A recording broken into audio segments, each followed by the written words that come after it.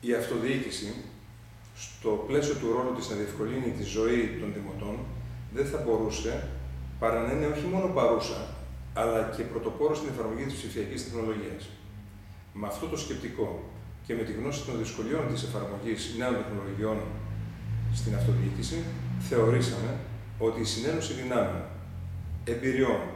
αλλά και στελεχών σε μια κοινή προσπάθεια θα εξασφάλιζε και το καλύτερο αποτέλεσμα. Γι' αυτό δημιουργήσαμε την εταιρεία Ψηφιακές Πόλεις Κεντρικής Ελλάδος ΑΕ, ώστε να διαχειριστούμε σε μεγαλύτερη κλίμακα και τις κατασκευές, αλλά κυρίως τη μελλοντική εκμετάλλευση και εφαρμογή των ψηφιακών δικτύων.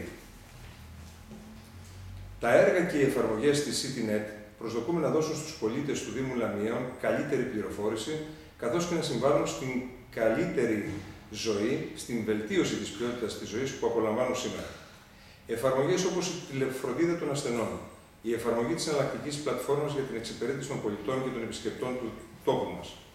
το ενιαίο σύστημα διαχείρισης κυκλοφορίας σε αστικό περιβάλλον και η εγκατάσταση δημοσίων σημείων πρόσβασης και υπηρεσιών υψηλής διαδραστικότητας και ψηφιακού περιεχομένου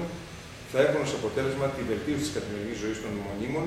αλλά και των διερχομένων από την πόλη πολιτών, τόσο από πλευράς πληροφόρησης όσο και από πλευράς εξυπηρέτησης. Ήδη ο Δήμος Λαμιαίων, με το πρωτοπόρο καινοτομικό σύστημα τηλελέγχου τηλεχειρισμού όλου του συστήματος παραγωγής και διανομής ποσίμου ύδατος μέσω της ΔΕΙΑ Λαμίας,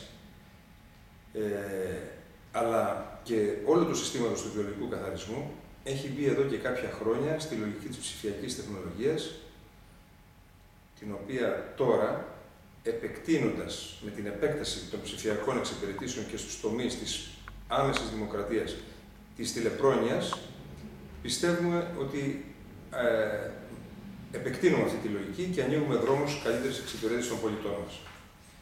Με την ολοκλήρωση της κατασκευής του δικτύου των οπτικών ινών, ο Δήμος θα έχει έτοιμη την υποδομή για την εκμετάλλευσή της από την εταιρεία.